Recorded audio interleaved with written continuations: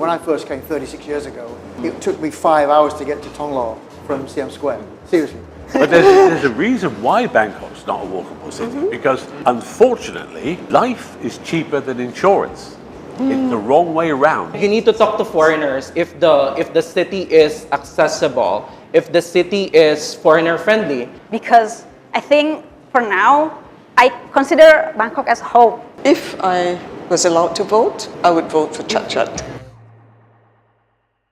Welcome to the Thai PBS Roundtable for the Bangkok Governor election that will be happening on the 28th of June. I understand that you guys here are joining us today. Even though you guys are not eligible for voting, but we still want to hear your thoughts on living in Bangkok and how Bangkok could do better. I'm Stephanie Adair. I'm from Thai PBS World and I will be hosting today. Hello everyone, I'm Michael. I've been working in Bangkok for 2 years. My name is David. I'm from the UK, the northeast of England. I've been living in Thailand now for 36 years. I'm Brenda from Kuala Lumpur. Have lived in Thailand for 29 years. The first 4.5 in Rayong and 24 in Bangkok. I love it here. My name is Hugh, I'm English, and I've lived here for about 33 years. I'm Kenneth, I am 28 years old and I've been living here for the past 4 years and I am also a lecturer here. My name is Vini. I am Indonesian. I think I live here for the last 5 years. My name is Paul. I'm from the Netherlands. I come here 32 years. I live here 17 years and I love every day. I think the most valuable thing in here, because in my country, right, I think it's the good side of Bangkok. People don't honking much. I really appreciate it. Yeah, it's a cultural difference. Yeah. Because in my country, they have motorcycle and they honking a lot. So that's why in terms of level of noisiness, I appreciate Bangkok more. But when in terms of another kind of transportation, let's say the public transportation, for example, right, and I do see that the payment system here is quite fragmented. I mean, the different channel of transportation, right? For example, for BTS, right, we use debit card. For MRT, right, you use a credit card. And for some bus, right, in the street, they only accept cash. So we don't have kind of, integrated payment system for this, and it's quite hassle as well. And when it's term of, affordability, because I commute to work by BTS a lot. Normally, from my work to my office in Asok, right, I take around 130 baht for 1 day. And I do see that, compared to the cost of living and the level of minimum daily wage, it's quite a lot. Minimum daily wage in Bangkok around 400 baht, right? So around transportation like this, around 30%, 40% daily wage.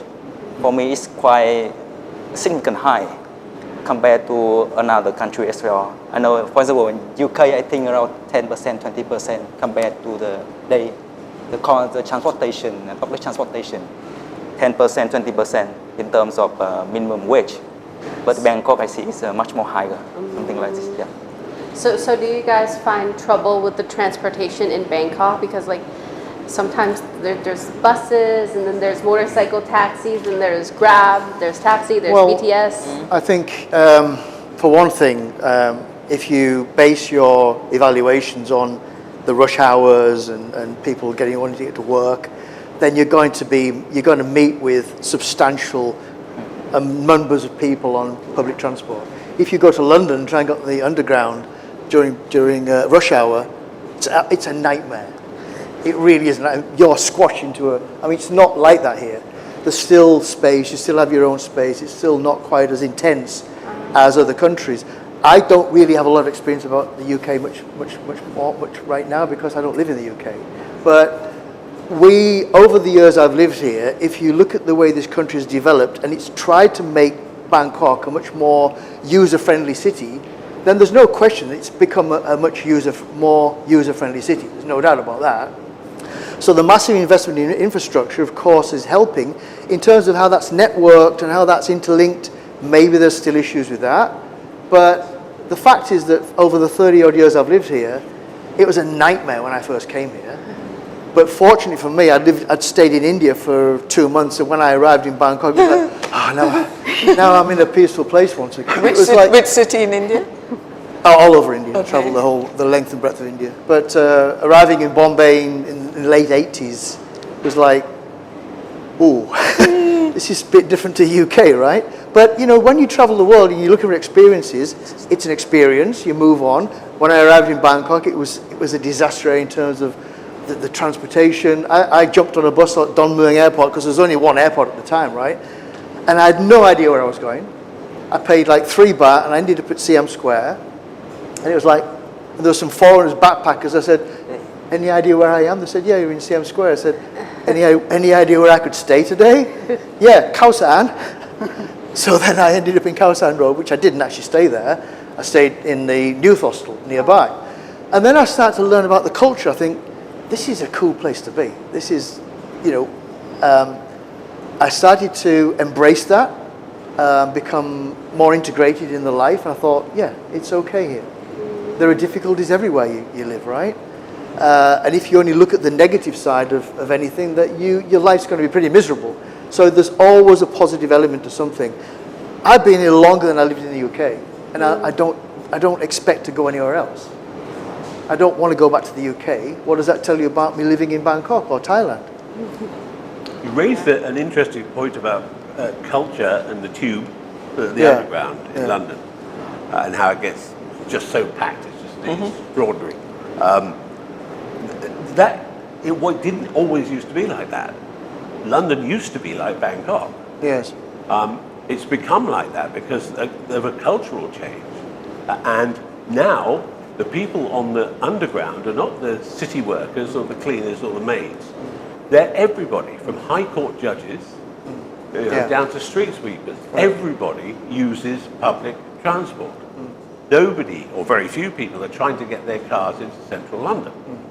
And then an idea that could be used here to start that same ball rolling would be to introduce, so to say it, the congestion charge. Because what really forced that in the UK was in London, they put a ring round inner London. Yeah. And they say, you want to go into that central ring, you pay extra. Yeah. Or you use public transport. And that's why, you know, the chief judge of the Superior Court in the UK travels by London Underground. Because they changed the culture. And that might just work here. One point on that, Hugh, is that comparisons of how different countries, the law enforcement systems work. Admittedly, that Thailand has a lot of issues about law enforcement, particularly the laws of the road, which we witnessed recently. You know, buses stopping on railway crossings. I think you find that if judges and politicians took the cultural wave and started using public transport, some of those issues would go away fairly quickly. It's highly unlikely though, right? Yeah. Highly unlikely. But everything's about implementation of your guidelines and your laws, how they're implemented. Yeah. Unfortunately, people get away with too much in Thailand, right? There are serious accidents every day. There's a lot of stuff we don't know about. I find out because of my job, but there's serious accidents killing hundreds of people every month, right? So if you look at the accident ratings and the death rates on the roads in Thailand, they're really high, right? Yeah, that's true. We're looking at 75 people per day, on average, die on the roads in Thailand. In England, it's 7, right, per day. Population, very similar. How do we deal with this exceedingly high level of death rates? The death rate in Thailand. They are. Well, when I first came here, Songkran, 15,000 people were dying over Songkran. Yeah. Now it's down to 300. So it is changing. I mean, you must have seen the change. Yeah, I think maybe the one of the most contributing for the accidents is the use of the motorcycle, because I rarely see people wearing helmets. But in my country, if you don't wear helmets, even if you are the passenger, you will definitely get fined. Yes. And if I, get a motorcycle taxi driver, Yes. it's really I will be given a helmet. And for me, when the first time I used the taxi driver here, the motorcycle one, and I was shocked because I didn't given one, which is, wait, do you care to my safety here? And they ride like as if we are being chased by police or something. It freaked me out, And maybe besides of that, I would really recommend to redesign of the pavements or the sidewalks to be, better especially for wheelchair users. Because I think I read like news in several weeks ago about being a man that, it's difficult for him to go from one place to another because of the sidewalks, the signs. And I think we can really work, and the governor, I think, could work on that, at least. Yeah, and also I want to add as well that it's just frustrating that Thailand and specifically Bangkok is not an age-friendly city yet. Yes. The problem here is that Thailand is already an aged society, and you are transitioning to be a super aging society. And imagine the transportation that is not looking to accommodate senior citizens, And also imagine that the pavements, how you move from one place to another. For example, if you look at some age-friendly cities and walkable cities like Hong Kong and Singapore, you have this very long underground pathway, so that you will not suffer, the heat of Bangkok sun, which is like very hot right now. So imagine if we could have that. And imagine if we can design the city, the urban planning of the city, to be more age-friendly, knowing that that's the future of Bangkok.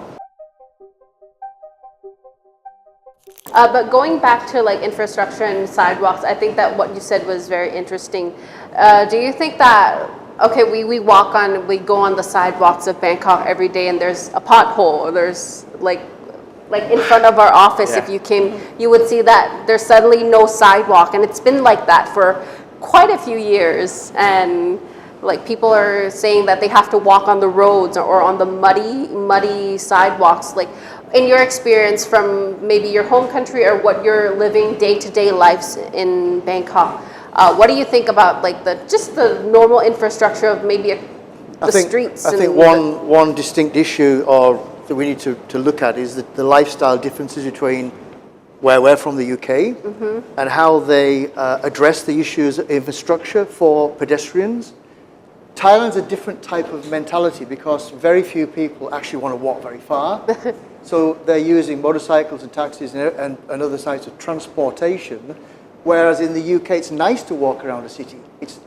I'm sorry about this, but Bangkok's not a nice town to walk around. It's uncomfortable, but if you go to England during the nice weather, it's fantastic. If you were to walk around the town, it's a nice thing to do. You can have a nice day out and do that. But Bangkok, you can't.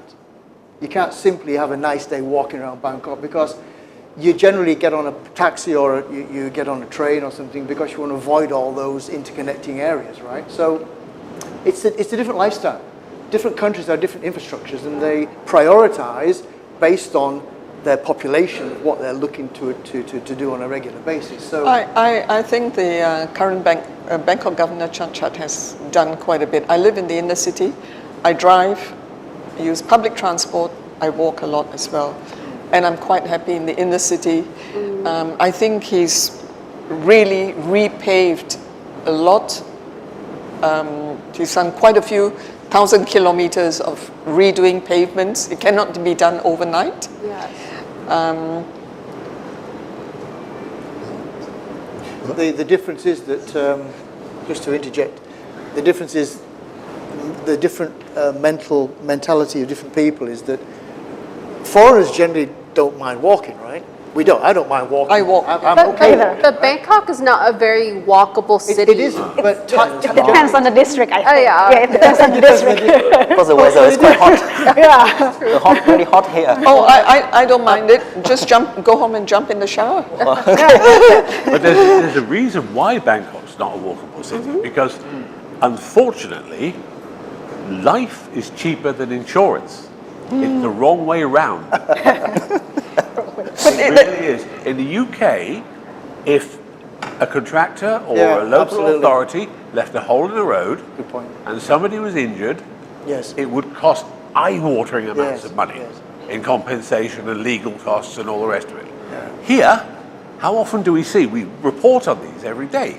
We see them saying, so-and-so fell down a hole outside the house and so-and-so, the owner of the house has given him 500,000 baht compensation. End of subject.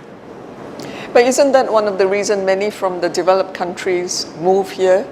For the sabai attitude. But it's nice. Couldn't agree with that.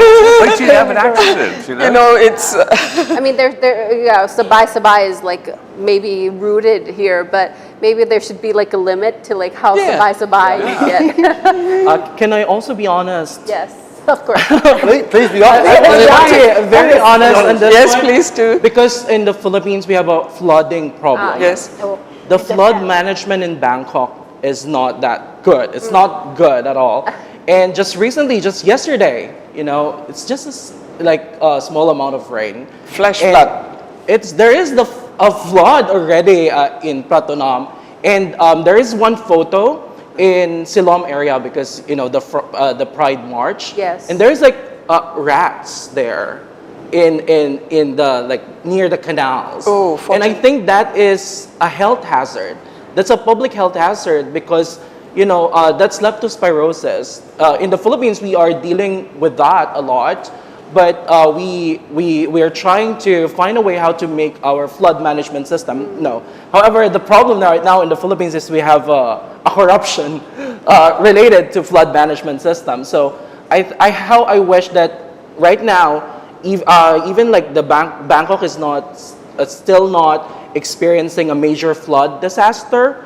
How I wish we act now before another major flood. Because I noticed as well that in Bangkok there's no disaster education. I remember when we experienced the earthquake. Yes. In my campus, no one knew what to do. They Yeah. don't know how to do the duck cover and hold. A very basic disaster education. Maybe one of the protocol. reasons is that Thailand is not in the ring of fire. Yes. Yeah. Yeah. Whereas Indonesia and the Philippines are. So Yes, I of have, course, but it's I quite think a lot. that's the scary part, that they don't prepare on in things like disasters. So that might be a major problem in the future. Does that not bring me back to my point that it's too cheap to let a disaster happen? Because in relative terms, the cost of just letting it happen is insignificant compared to actually doing something about it. And that's the mentality that is, in my 33 years here, has existed all the way through it. There is always a cheaper way of settling something or getting it out of the way or whatever. Yes. Coming back to your point about enforcement of the law. Yeah. In the UK, if somebody leaves a pothole in the road, Yeah. or their fence falls onto somebody's car, it turns out very expensive for the person who was responsible for it. It isn't here, and it should be. Yeah, it should be more expensive. Absolutely. Right, in your It should be opinion. penalizingly expensive. But it isn't. So why would they fix The it? law. Sorry? Maintaining the law. There is law enough in this country. But there is nobody who maintains it. Enforcement. Law enforcement. And enforcing the law. But, Yeah, sorry, enforce. Definitely. A big problem. Whatever it means the same, but law enforcement, yeah, that's a big issue. Can I go back a little to the discussion earlier on traffic and whatever? Sure, of course. With regard to enforcement by the police, there's so much of emphasis on a car crossing from a solid line to the next lane, very often at that Saturn Ramaphore junction. I feel more effort has to be put into checking on the way the motorcyclists ride. I'm sympathetic to people who need to ride motorcycles and for convenience in the inner city and whatever, but there must be traffic enforcement for motorcyclists. Forget about little things, crossing a solid line and things like that. And since COVID particularly, I think a lot of people have got used to eating at home. So these motorcycle riders outside, Yes. Grab motorcyclists, they are just indiscriminately riding as they please. Absolutely. And invariably, if there's a knock by a car, the car driver is always to blame. Yeah, because you Not always, but we've noticed over the last 2 to 3 years the increase in the riders. I won't mention companies, but that's increased massively. Massively. I don't know the figures, but those guys are under incredible, intense pressure to deliver their products, deliver their food, Yes. whatever. And it's like, one of the funniest things I've ever seen is that 7-Elevens are like 100 meters away from most people's houses, Yes. but there are delivery drivers at 7-Elevens. Yes. Motorcycle, I don't get that, right? Yes. So, Convenience. but the Store. thing is that I see it because the amount of companies that are now placing riders on the streets. Yes. We're now seeing a massive influx, a massive number of riders on the streets, and that's increasing the amount of dangers on the streets as well because they're racing everywhere. And you know, many of them don't have rear view mirrors. They don't use their indicators when they're changing lanes. They're like this mostly. Yeah, and they've got a mobile phone. They're like this all the With time, phone. right? Yes. You So- need to pray. You just need to pray. And There's a whole elephant with in the room regard here to that we're not talking about in terms of law. Sorry? I feel like we've opened a can of worms. Well, I'm very reluctant to do Pandora's it. box. But, you know, there are reasons why police don't go after poor motorcyclists who earn, you know, $500 a week. We all know what that is. I'm not prepared to describe it in public, but we all know what it is. They're the unspoken reason. They're looking to fry bigger fish if they can. Yeah. And one of the ways we did have a slight problem with this in the UK many years ago, was they made the penalties for motorbikes the same as it was for vehicles. If you were the driver, whether it was a motorbike or a car, you were responsible for an accident, and you suffered just as much as the car driver did. So it began to sort of bring everything up onto a level. But there are other factors involved in how people are policed here that we probably nowadays don't have that issue in many parts of the West. I'd like to make a suggestion with regard to the motorcycle taxis, especially those that run up and down the sois. Now you get off the BTS and you want to go, talk about Onnut, Ekamai, Udom Suk, to get towards Petbury or Patanakan. It's a long way to walk. I would suggest something like those golf carts, electric golf carts that can ferry people in place of the motorcycle taxis. One or two of the candidates are suggesting exactly that.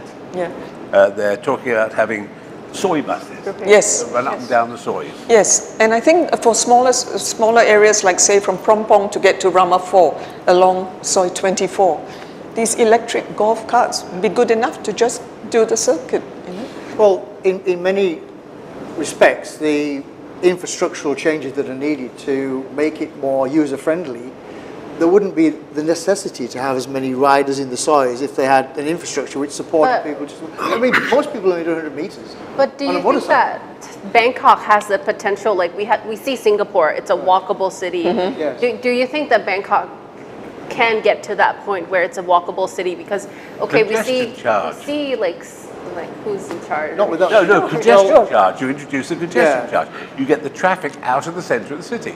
It's the traffic Yeah. that forces the bikes onto the pavements, Yeah. which makes it impossible for people to use them safely. Most of that traffic does not need to be there, and if it costs them more to be there, most of them won't be. And you will end up with the judges and the maids all travelling on BTS. Currently, many of the condominium developments have these little golf carts to ferry their tenants to the BTS.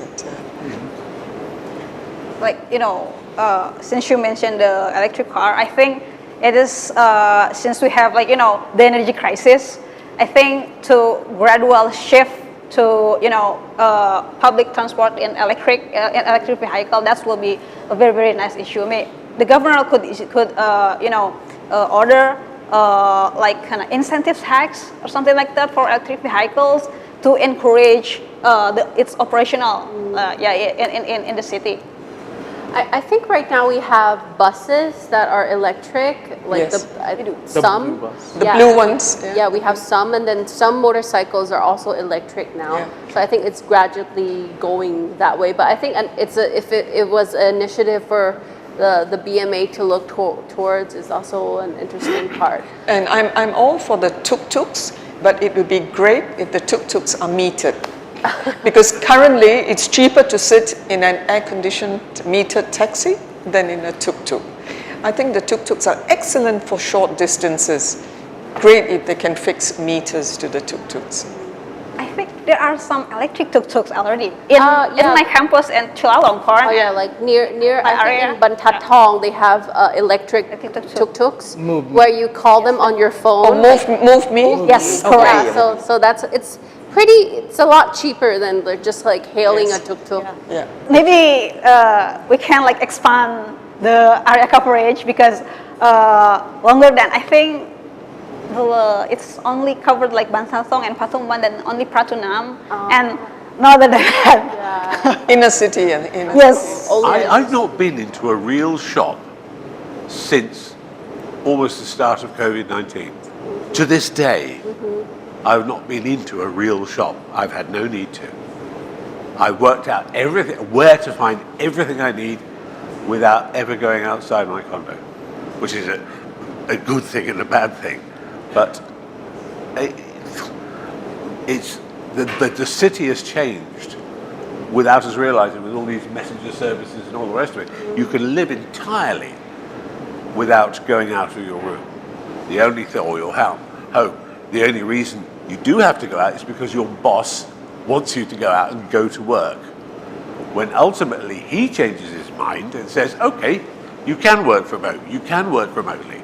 This entire city will change almost overnight.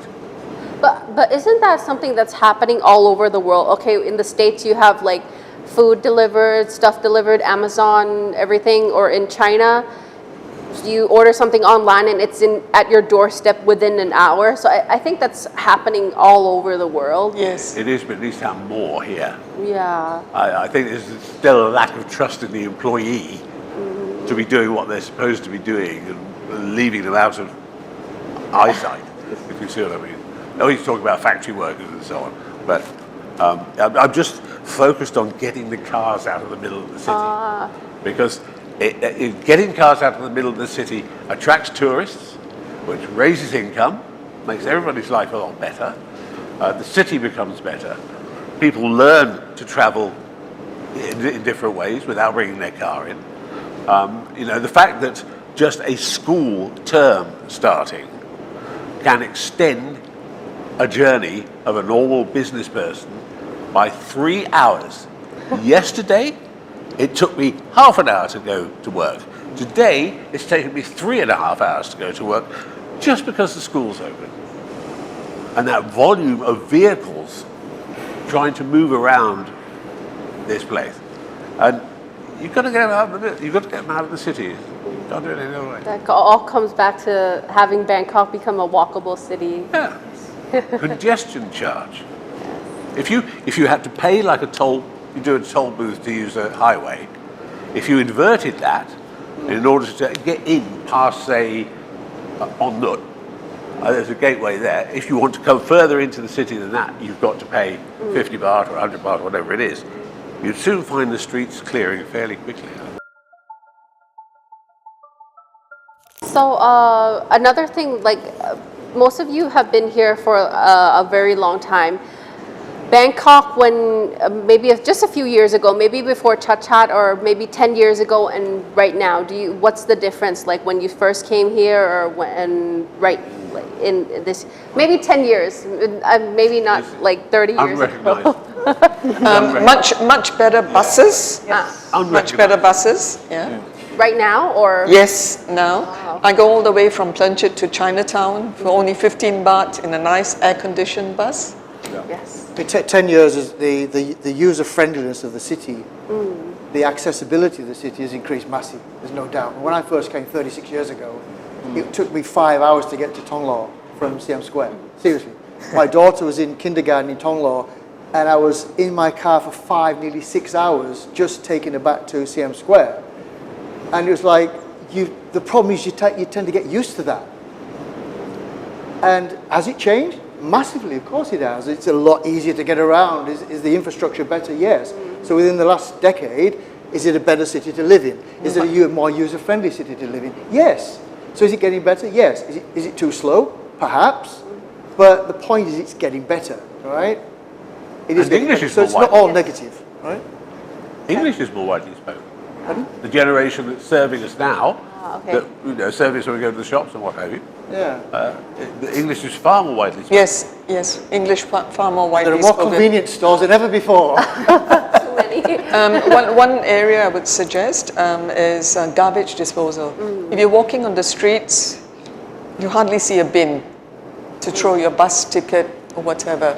So I think prior to, 9/11, everyone got scared and they got rid of bins in the city.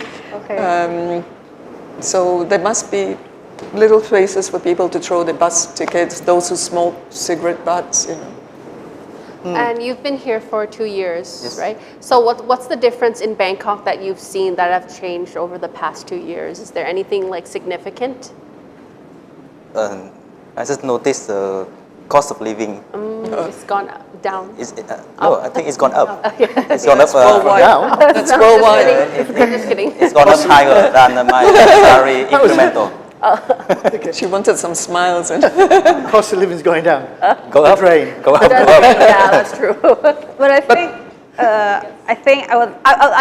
I really appreciate the clearance of cable hanging actually in the Pachaburi intersections to Sukhumvit intersection, the Asok Montri Road, the the MAA, they kind of like clear the hanging cables, which, well, finally they did that. They could do it, and why just stop there?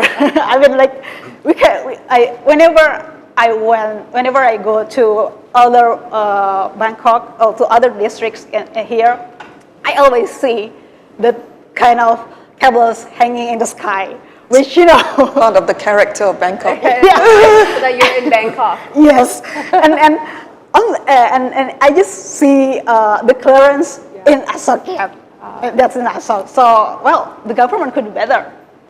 We just need to press the government for the expansion of the program, and maybe they could report in the periodical term that they are declared here in which district, and that's it. That would be very nice, not to see the cables underground. Before I knew the background to Wireless Road, I used to joke wireless road, but look at the wires hanging, and later realized that wireless is a translation for radio. Yes.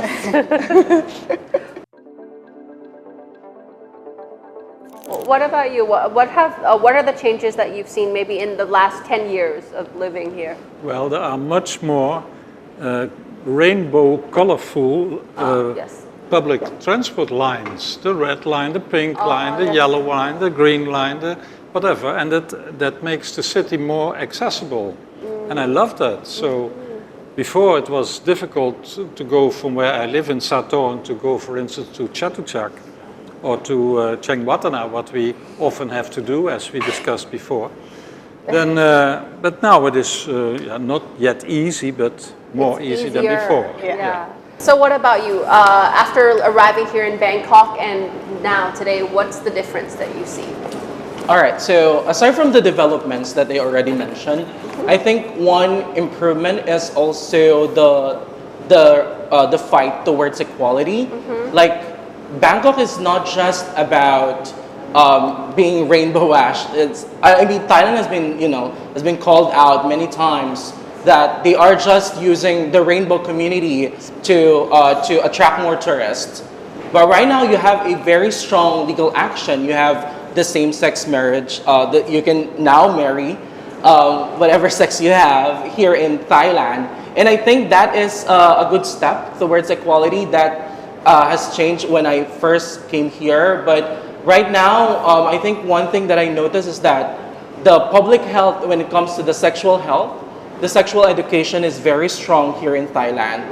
And even in campuses, when I studied at Chula, you can even like see some booths selling, or not selling, like educating people, and then they have condoms there.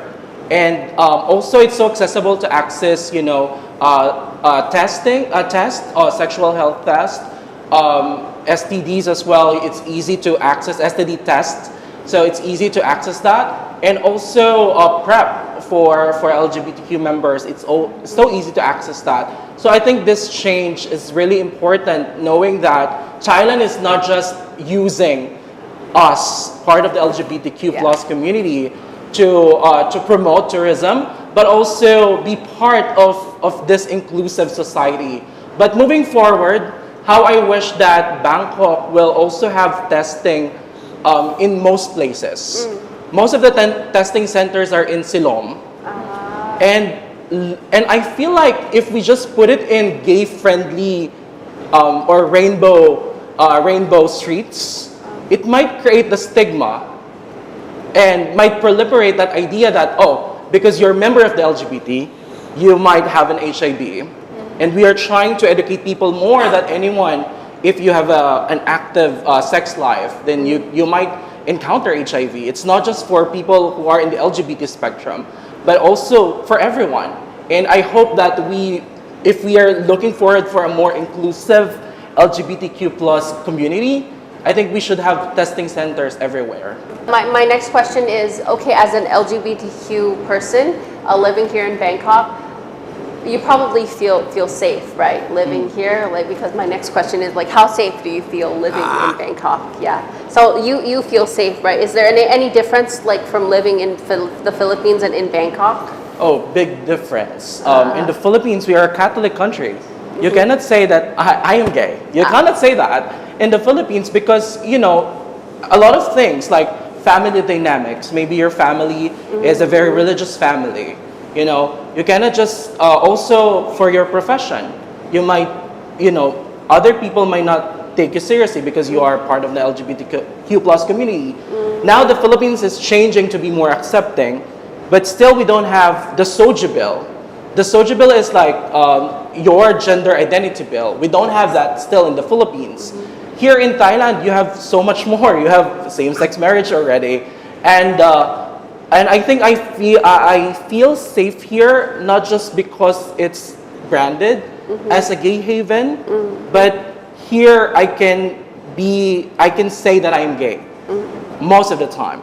Even I am a lecturer, I can easily say that to my students. Even if I am a student at Chula, no one will discriminate me because I am gay.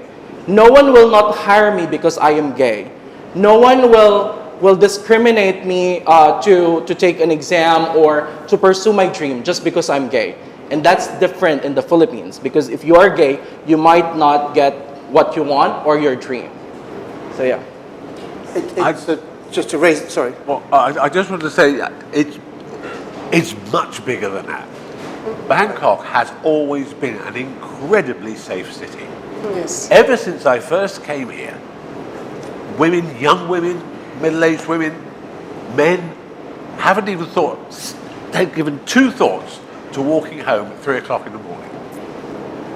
It has always been profoundly safe.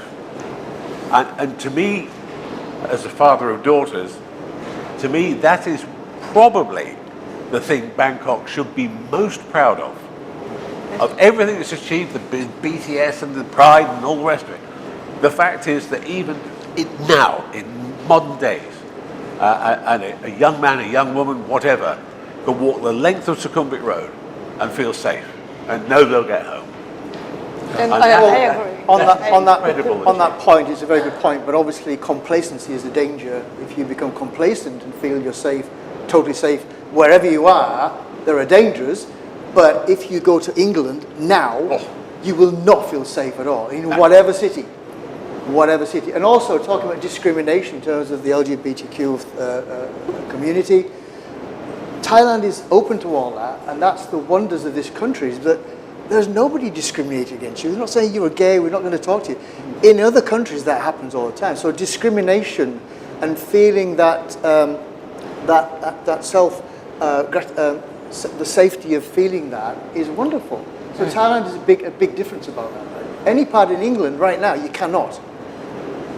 I don't know when the last time we were in England, but my daughter, who works for an airline, Absolutely. has just got locked up in Manchester for about 10 days because of the Middle East oil crisis. So you've done a flight that flew from Doha to Manchester, and then they couldn't go back to Doha again. 8 days in Manchester. She didn't even leave the hotel. Everybody, the airline, the hotel, the people around them would say, don't, for God's sake, go out and wander around Manchester. Not safe. Do you feel safe, like living in Bangkok? I'm from Indonesia, which, well, I'm Muslim, which in Indonesia I'm the majority, right? Yes. But coming here and then, well, I'm the minority. But I don't feel afraid at all. Even if I have to walk home, like let's say at 2 a.m. because of work, or just coming from my friend's home, I'll just feel safe. Even I think that we Muslim like have to pray like 5 times a day, and there is one time that I and my friends visited a temple, and we just catch up with the time, and okay guys, we just pray at the parking lot, and no one bother us, no one, and just okay, they just do what we did, and that's all. And I think I really respect people in Bangkok for that. Yeah, thank you. Well, Bangkok itself, if you try to identify any pockets of racial discrimination, you'll be struggling. You simply don't find that attitude, that bad attitude towards different races, different people. This racial profiling, racial discrimination, I don't think it even exists in Thailand. But most countries I've been to, there's pockets where you just simply can't go. The discrimination is so intense that it's uncomfortable. I don't feel that in Bangkok, I really don't. So there's a lot of, everywhere has its positives and negatives, but as long as you're not complacent, you don't fall into a trap of feeling totally secure. I have had situations where I forgot camera gear on my bike. It's still there a day later.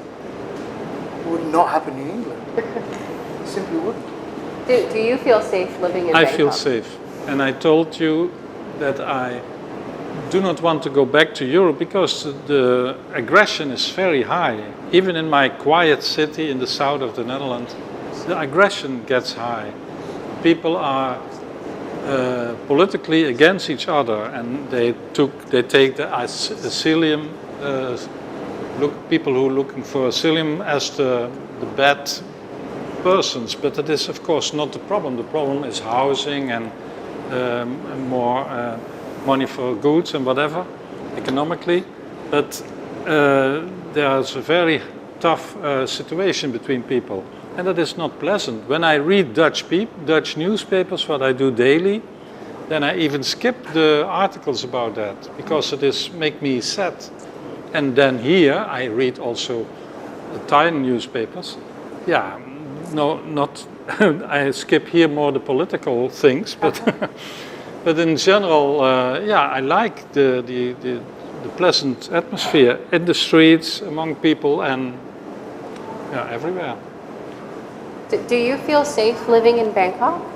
Yes, of course. I feel really safe because I can feel free to get home late or walk over to street 2 or 3 a.m. and I don't see any problem at all. And I feel like people here they don't judge each other, and that's a good point. Don't judge each other. They accept the diversity and difference. And I feel like it's really Bangkok to me is very safe place and very welcoming land for me so far. Yeah. So my next question is, if you were advising the next Bangkok governor, what do you think should be their #1 or first priority when they step into office? I'll just go around like this, or you can think first. I'll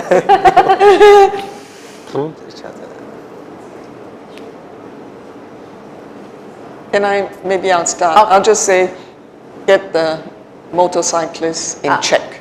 Okay. Yes. I would say 100-day honeymoon. Most politicians, when they come into power, they talk about the first 100 days, when they can do more or less what they like. So do something big and painful as soon as he gets in. And I think the congestion charge is what he should do.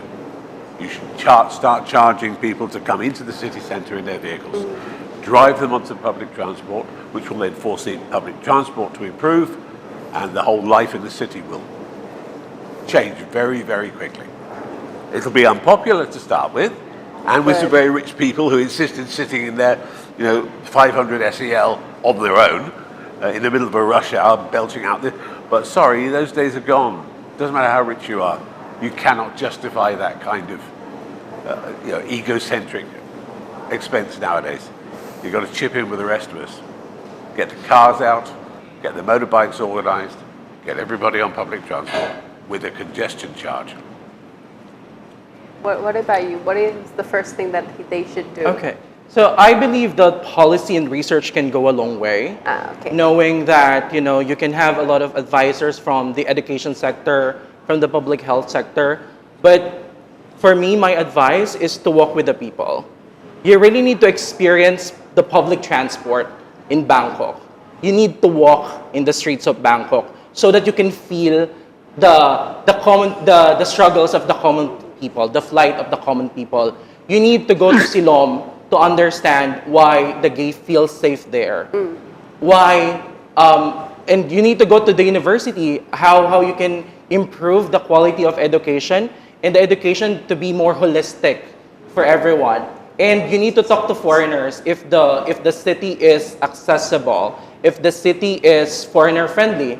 And most importantly, my biggest advocacy really is for the senior citizens. I think the next governor should look into this closely, because if the city will work for a 75-year-old grandmother, it will work for everyone. So you need to really think of ways how you can make the city more age-friendly.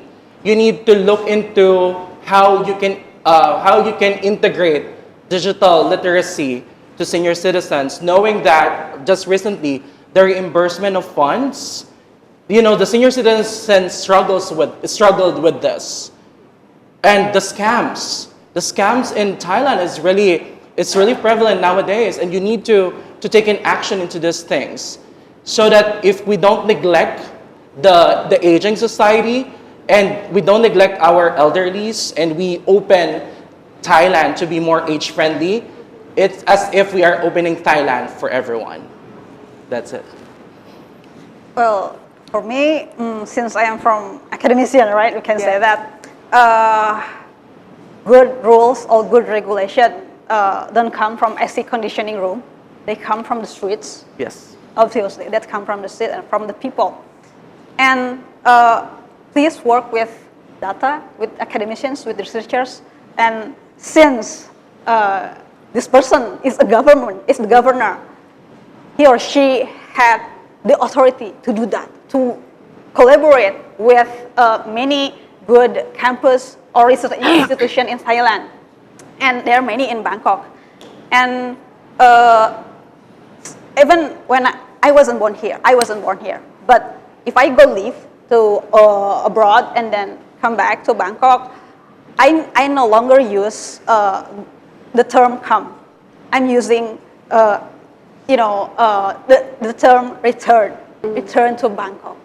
So, and we don't use the term return lightly, because I think for now I consider Bangkok as home, and I hope that whoever gets elected in the next election will lead with compassion and integrity, and take constructive feedbacks, not as the criticism from the people as constructive feedbacks, and not as personal attacks. And I think people in Bangkok deserve much that love from their governor. That's me. What about you, Mr. Paul? I think that the governor should listen to the people, and therefore meetings like this should be normal. Every quarter at least, and who it organizes, it doesn't matter, sorry, but it could be organized by academics, of course, and other people. But do it. Listen to the diverse people. This time we have people not being Thai, but can also be a mixed group. And listen to each other and also do something with the outcome. When it is only for to fill up 1.5 hours on good TV, that is also nice, but do something with the outcomes. So when the new governor, indeed, he or she, make his first plans, let him do this too. What about you? What do you think is the first priority they should do when they come into office? Yeah, because I just observed, because I live in the south Bangkok near Bang Na, right? And Okay. I do see quite a few, the homeless people still there. And if, the BMA can have, the designated place to gather them, provide a shelter for them, and basic necessity, that's so good for them and good for, the South Bangkok look like. It's what I observed. Yeah. What's the first thing they should do? Well, the first thing I would like to see is the enforcement of laws in terms of transportation, road traffic laws which are not enforced. I don't know what the statistics are, but I am witnessing a massive increase in road traffic accidents. And a lot of it's to do with the lack of enforcement. Police enforcement is extremely limited. Once in a while, they'll have a blockage or they'll have a control area, but there's no consistency. The lack of consistency and maintaining consistency is the big problem. You can have all the laws in the world, but if you don't enforce them and there's no consistency, people go back to their old ways. In an hour, they're all back to the same way. Police will have a traffic stop. They'll stop a few people having no helmets. And then how many more months before they do that again? So it's completely pointless if there's no consistency. And I'll guarantee you that I remember the figures of deaths on the roads, 75 people per day. This was 10 years ago. That's either decreased or increased, but I'm sure it's increased because the amount of riders that get away with anything and the amount of this is ridiculous, and the road traffic accidents are increasing exponentially. That has to be dealt with because that's deaths on the roads. That's people losing their property, losing their vehicles, whatever, and it's causing enormous economic stress as well. So my last question for today. So you've been here since Chardchart Siripan, the latest Bangkok governor, came into office, and now he's running his second term. Running for a second term. Yeah, Maybe. the second time. So as living here, what do you think what he's done that's okay, this is the right thing to do, or like what do you think is really puts him to stand out, or what did he miss in your opinion? Maybe one thing each from each of you. Hello, who should I start with? Well, infrastructure. Okay. It's always going to be infrastructure. Okay, but what was the positive thing that you think he did? Well, all governors make an effort to improve quality of life in the city. They do. But the complications of them implementing that is so immense that it ends up being lost in translation somewhere. So, yeah, it's great having policies, standing up for these policies, trying to implement laws and regulations to make the country a better place to live, but where's the continuity? Without continuity, you have nothing. If there's no implementation following on from that, then you've got nothing. It's just breathing, just talking, right? So yes, everybody has good intentions to make Bangkok a better place to live. How many changes have been made in 4 years? I'm not quite sure that there are that many. Brenda? I'm very positive about Chardchart. In my 24 years living in the city, I feel he's been the most hands-on, very proactive. As soon as there's something on, as something happens, he's there. I think he's worked with a lot of embassies as well, not just photo opportunities, but he's visited, various countries to take on positive things that can be implemented in Bangkok. So if I was allowed to vote, I would vote for Chardchart. But do you think there's anything that he maybe missed or could work on? May come to mind later, but not now. That's not through lack of choices, is it? I think he spent his first term doing something that was crucially important beyond the actual material things he did. He brought respect back to the role of the governor of Bangkok. Nobody really gave any thought to who the governor of Bangkok was, and they just assumed he was another bent politician until he came along. And whether it's through clever PR or spin or whatever it is, he has managed to survive for 4 years without seriously tripping up and being visually doing something for the people of Bangkok. And I think in doing so, he has restored the position of governor of Bangkok to one which can achieve things. And I expect a lot from him in the next 4 years, based upon that very clever work that he did in the first 4 years. Do you think there's anything that he might have missed or overlooked? More than I can even think of. But it doesn't matter really, because he has earned the ability now and the support now to really almost do anything he feels is right for the city. And he's smart enough to know what he won't win on. I can't criticize him for doing anything wrong, because I think what he's done right wipes out anything wrong that he may have done in the past 4 years, and puts him right on track for a very good 4 years to come. Yeah, I think he's very visible. I saw him, walk in the Pride March. He has been very active in social work. But how I wish in the future he will look into this hard work. I know it's not sexy for the voters, for the electorate to vote for someone who will do the hard work or the long work, a sustainable work even. But I think first he needs to focus on disaster education. They have a national signaling system whenever there's an earthquake. But one thing we just experienced it recently, but no one has mainstreamed what disaster education is, and it goes down with a lot of things, because we have a lot of communities near the river. So it's also about the flood management education. Where is the evacuation center if there is a problem? While there is no immediate danger, we never know what will happen.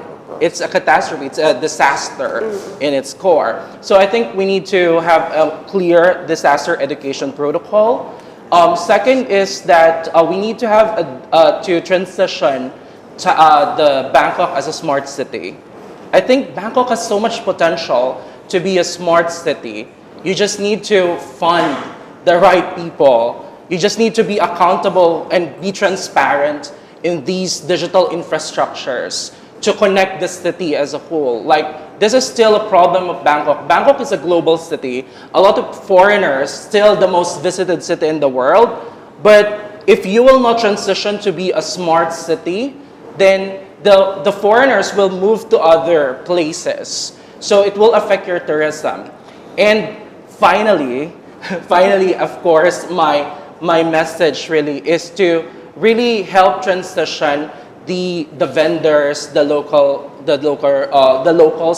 to a more digital literate society, so that we may not experience problems with scams, with a lot of identity theft, and even cyber crimes that can happen every single day in Thailand. And we have a lot of you need to work a lot on these matters so that it will affect everyone. It's not just the visible work, but also this sustainable long work. Well, I think Chardchart did many incredible things. I only experienced a short term before his governorship. But other than that, if there is anything that I would love to see more is encouraging more public events. I believe that traditional culture will always find its way to foreigners, but I think the government could also take a look on more contemporary arts like, music or maybe films. I mean, like, I have seen numerous like great films created here in Bangkok, and I also know that there are many great musicians here in Bangkok. And well, I think they could really use some help from the government. I mean, it will be like a long-term investment. I mean, like, right now, who doesn't know about K-pop, right? Who doesn't know about their music?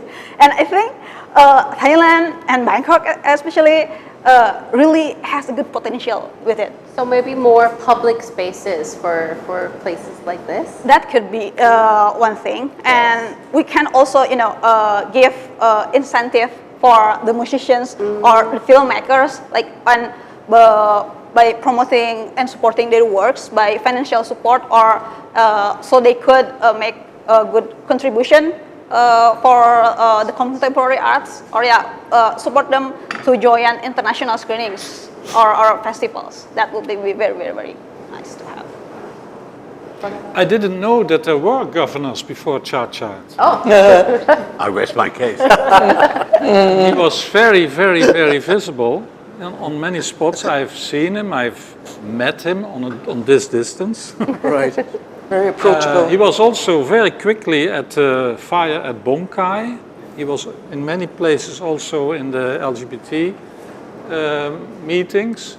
He was in embassies, as was mentioned before. And what he didn't do well, I don't know, but I think when you have such a position, then it is very nice to show yourself and show your face in the beginning in the startups, but also, and I don't know if he has done that, but also come 1 month later as a secret guest, although with his appearance it's hardly possible, but come and see if it is still working on. Also 1 month later when you organize something. That is the problem often, that things look wonderful when a king, queen or governor comes, but how does it go on? Goes back to the same a week later.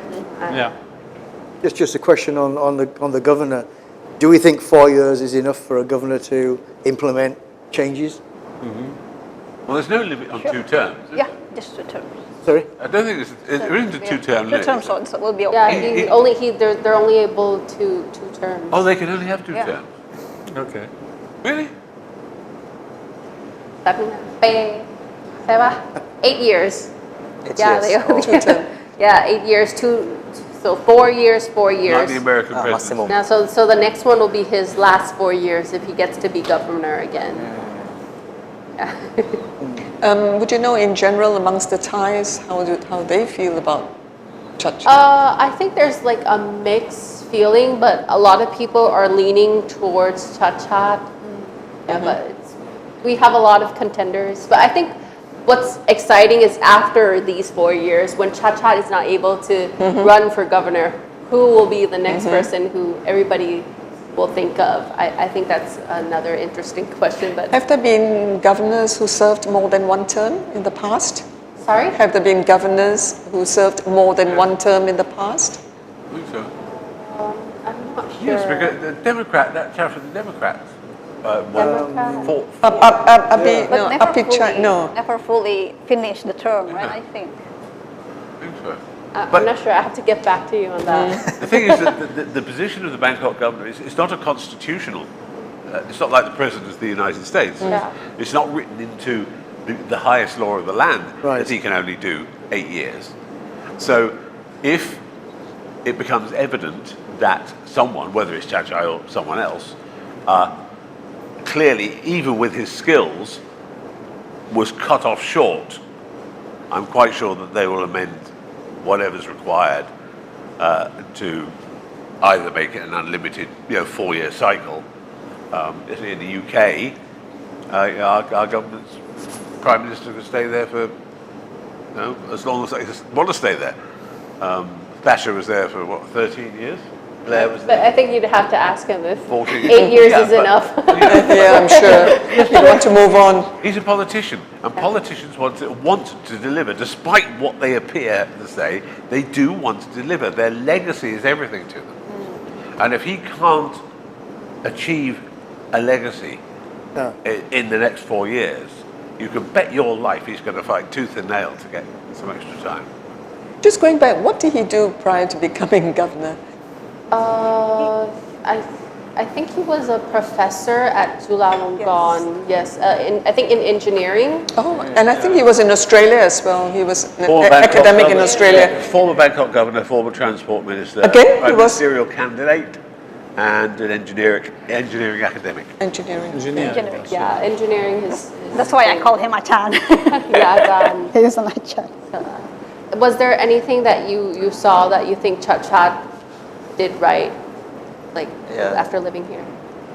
I think I'm very happy. I'm very happy, with the life in Bangkok here. So I do think he did the right thing. He's a kind of charismatic and ambitious leader, and really care about people. And I know that he has the aim to make the Bangkok become the sustainable and livable city. And I really like the idea. He said that he tried to create a 50-minute walk. It means that, to put more the public the green space in the Bangkok. And I really love this idea, and hopefully it's come to fruition soon. Yeah. So our 2 hours is up. Okay. It was so nice to talk to you and learn more about what foreigners think about Bangkok and the governor and everything, and what we hope to see for the future. So thank you so much for joining us today. Thank you for asking us. Thank you for asking. For inviting us. Thank you. Can somebody take a photograph of us, please? Yeah.